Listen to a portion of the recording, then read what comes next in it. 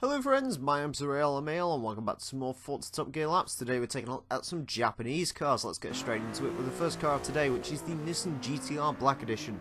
542 horsepower, 3,887 pounds of weight.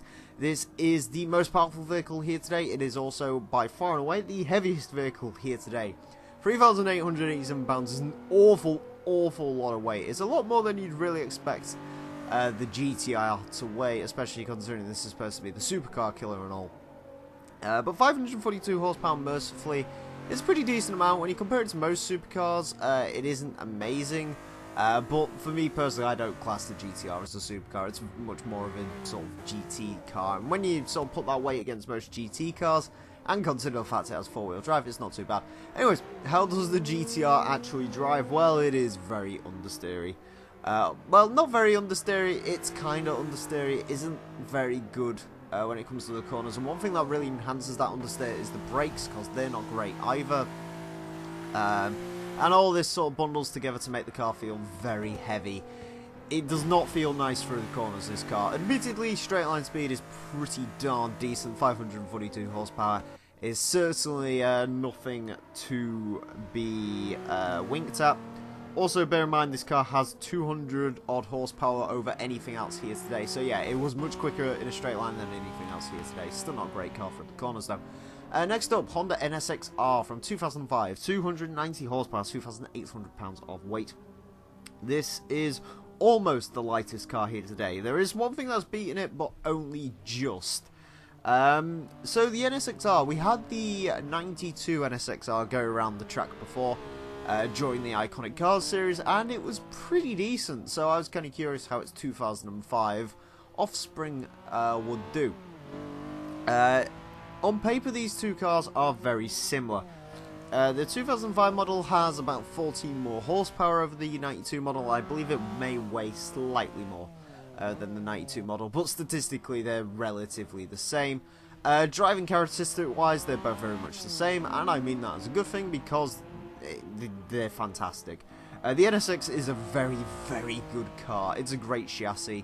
Yeah, these cars are known for handling really well, and the NSX-R certainly delivers in that aspect. Straight line speed is pretty decent when you compare it to most supercars. Obviously, it's not. But 290 horsepower combined with a very slipstream shape, and yeah, it's pretty decent in a straight line too. It's a pretty darn good car actually. I really do like the NSXs.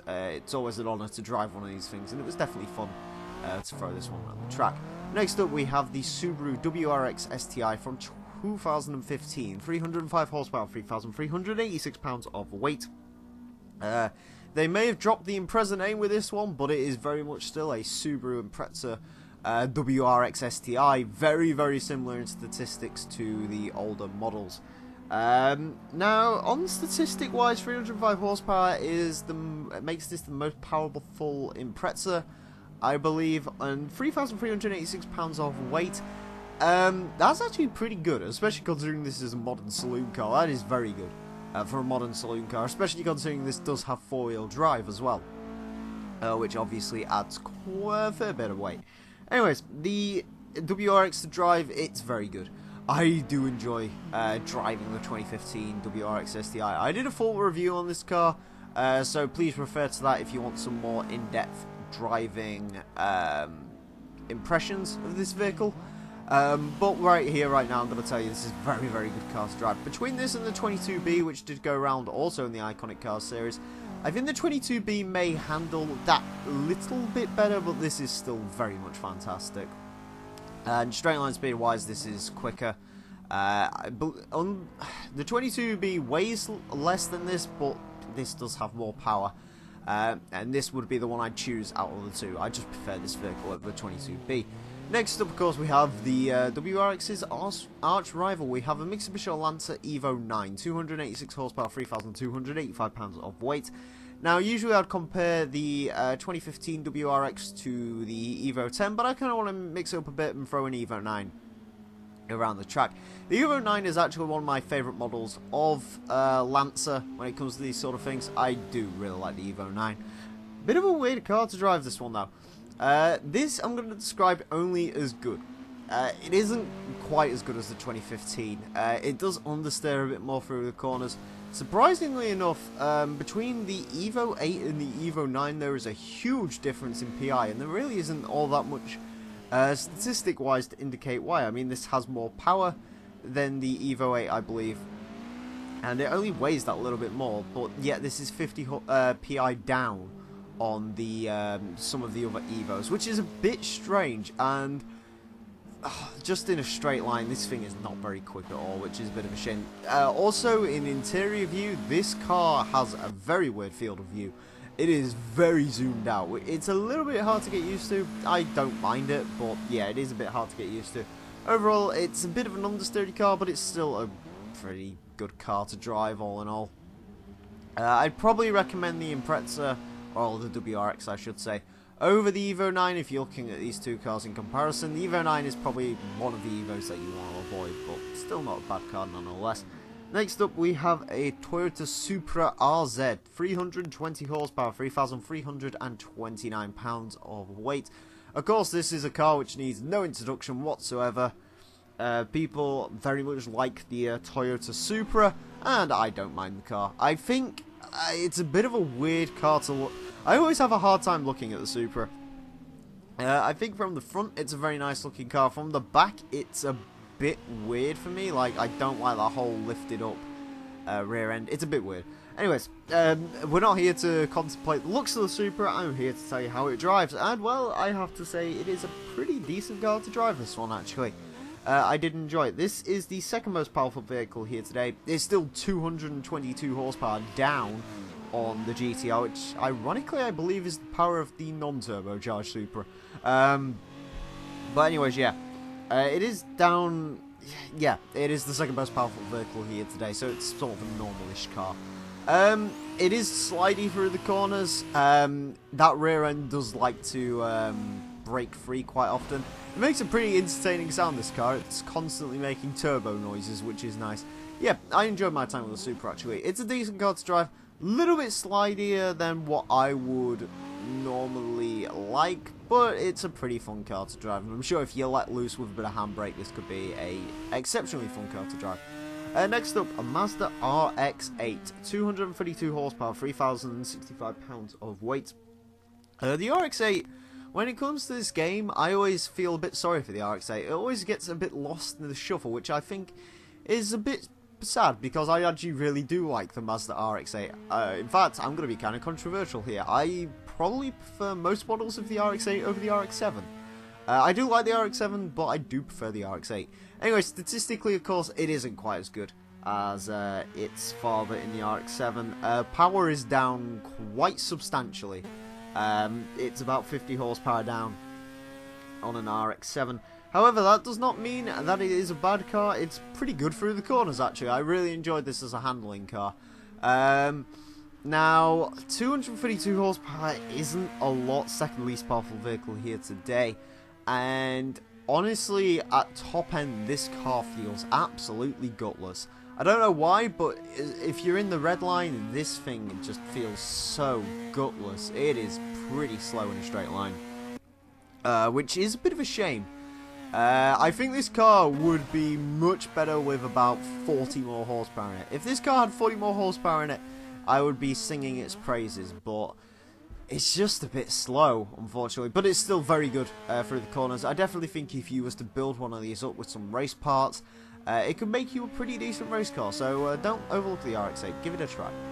Finally today we have the Subaru BRZ, 197 horsepower, 2,764 pounds of weight. This is the least powerful vehicle here today. It is also the lightest, although not by much. Of course, the NSX was just a bit heavier than this is. Anyways, of course, the BRZ is, well, very highly regarded when it comes to the motoring media, and I do very much like the BRZ. I think I actually prefer the BRZ to the GT86. I know they're both the same car. The BRZ has a slightly different face on it, and comes in slightly different colours. That's about it between the cars, to be honest. Anyways, how does the BRZ drive? Well, I've described it pretty perfectly here. It's like a Toyota Supra with less power. That's exactly how this car drives. It's basically the Supra with 120 less horsepower. Yeah, that's really the only way you can describe the BRZ. It does want to slide, but it's definitely decent through the corners.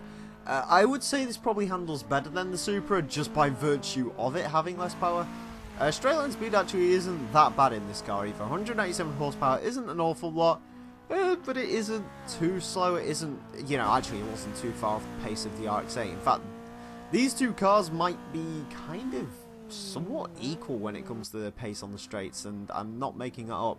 Yeah, BRZ was a decent enough vehicle to drive. I certainly enjoyed my time with this car, and I do recommend them because they're pretty fun little cars. On to the times, and the Nissan GT-R finds itself in 9th with a 121.932, making it the fastest car of the day, just a fraction off of a Lotus 211 and a Lamborghini Gallardo, which is a lot better than I was expecting it to be honest with you, especially considering the weight and the handling characteristics of that vehicle.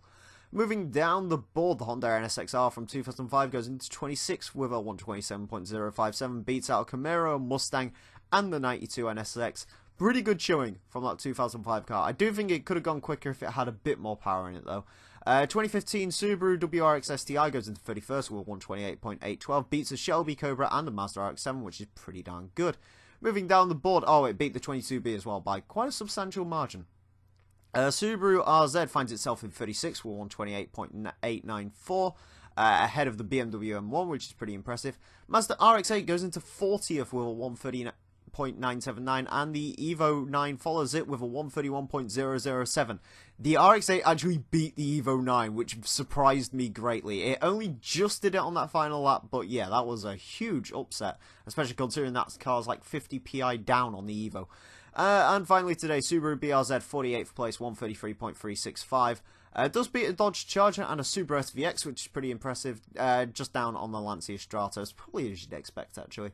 So yeah, that was actually a pretty surprising episode. I'm really shocked by the RX-8's time. It only just did it on the last lap. In case you're curious, the RX-8 was actually running behind the times of the EVO IX, and then just on that final lap, the RX-8 just clicked and did it.